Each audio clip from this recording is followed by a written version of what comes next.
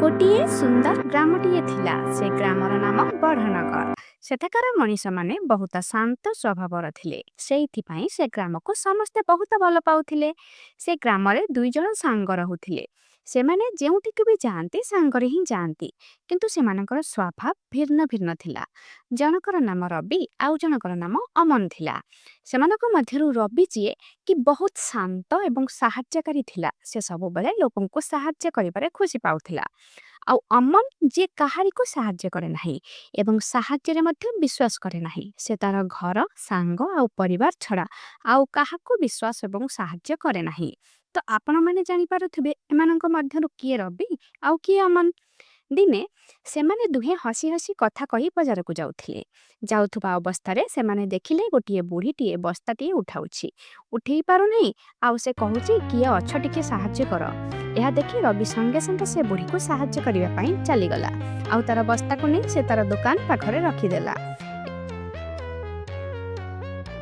ଏହା ଦେଖି ଅମନ ରବିକୁ କହିଲା, ତୁ କାହିଁ ତାଙ୍କୁ ସାହାଯ୍ୟ କଲୁ? ସେମାନଙ୍କୁ ସାହାଯ୍ୟ କଲେ ଆମର କି ଲାଭ? ଏହା ଶୁଣି ରବି ଅମନକୁ କହିଲା, ସାହାଯ୍ୟ କରିବା ଭାଗ୍ୟରେ ଥିଲେ ମିଳେ। ମୋ ଦ୍ୱାରା ଯାହା ସାହାଯ୍ୟ କରିପାରିବି ତାହା ହିଁ କଲି। କିଏ ଜାଣେ ଏଇ ଟିକେ ସାହାଯ୍ୟ ଭବିଷ୍ୟତରେ ମୋର ବି ଦରକାର ସମୟରେ କିଏ ମୋତେ ସାହାଯ୍ୟ କରିବ। ଏହା ଶୁଣି ଅମନ ହସିଲା ଆଉ କହିଲା, ଏଇ ସବୁ କଲେ କିଛି ଲାଭ ହେବ ନାହିଁ, ଚାଲ ଯିବା। ବୁଢ଼ୀ ଲୋକଟି ଆସିଲା ରବି ପାଖକୁ ଆଉ କହିଲା, ପୁଅ ତୁମେ ବହୁତ ଭଲ କାମ କଲ।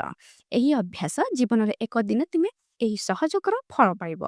ଅମନ ମଜା କରି ହସିଲା ଆଉ କହିଲା, ମୁଁ ଏହି ସବୁକୁ ବିଶ୍ୱାସ କରେ ନାହିଁ ଆଉ କହିଲା, ଚାଲ ଯିବା। ତାପରେ ସେମାନେ ଚାଲିଗଲେ। ଦିନେ ଅମନ ବହୁତ ତେଜ ଗତିରେ ବାଇକ୍ ଚଳାଉଛି। ହଠାତ୍ ଗାଡ଼ିରୁ ପଡ଼ିଗଲା ଆଉ କହିଲା, କିଏ ଅଛ ମୋତେ ସାହାଯ୍ୟ କର। ସେଠାରେ ଗ୍ରାମରେ ଲୋକେ ବସିଥିଲେ କିନ୍ତୁ କେହି କଲେ ନାହିଁ। ସେମାନେ କହିଲେ, ସେ ତ ତା ଜୀବନରେ କାହାକୁ ସାହାଯ୍ୟ କରେ ନାହିଁ, ଆମେ ତାକୁ କାହିଁକି ସାହାଯ୍ୟ କରିବା? ଅମନ ଆଶ୍ଚର୍ଯ୍ୟ ହୋଇଗଲା। ସେ କହିଲା, କେହି ମୋତେ ସାହାଯ୍ୟ କରିଲେ ନାହିଁ କାହିଁକି? ଏବେ ତତ୍କ୍ଷଣାତ୍ ରବି ଏଠି ଆସି ପହଞ୍ଚିଲା। ରବି କହିଲା, ଅମନ ତୁମେ ଠିକ ଅଛ ତ? ସାହାଯ୍ୟ କରି ଉଠାଇଦେଲା। ଅମନ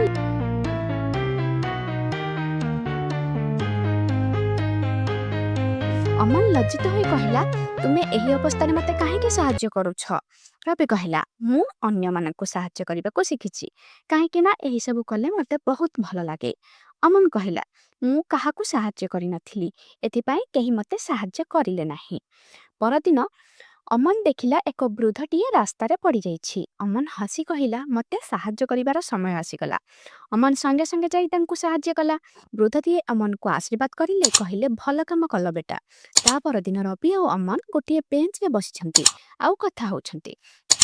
ତାପରେ ଅମନ କହିଲା, ସାଙ୍ଗ ମୁଁ ନା କାଲି ଗୋଟେ ବୃଦ୍ଧଟିକୁ ସାହାଯ୍ୟ କଲି ଆଉ ସେ ମୋତେ ଆଶୀର୍ବାଦ ଦେଲେ। ରବି ଏହା ଶୁଣି ହସିଦେଲା ଆଉ କହିଲା, ସାଙ୍ଗ ଏମିତି ସବୁବେଳେ ଅନ୍ୟକୁ ସାହାଯ୍ୟ କରିବା ଦରକାର।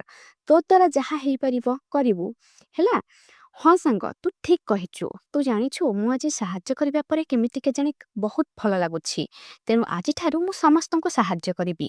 ରବି କହିଲା, ଯାହାର ବି ସାହାଯ୍ୟ ଦରକାର ତୋ ଦ୍ୱାରା ଯାହା ହେଇପାରିବ କରିବୁ, ତାହା ହିଁ ଭଗବାନଙ୍କ ସାହାଯ୍ୟ ଅଟେ। ତ ଆପଣମାନଙ୍କୁ ଏହି ଭିଡ଼ିଓଟି କେମିତି ଲାଗୁଛି ଆଉ ଏହି ଭିଡ଼ିଓରେ ଆପଣ କ'ଣ ଶିଖିଲେ ଆମକୁ କମେଣ୍ଟରେ ନିଶ୍ଚିନ୍ତ ଜଣାନ୍ତୁ। ଧନ୍ୟବାଦ।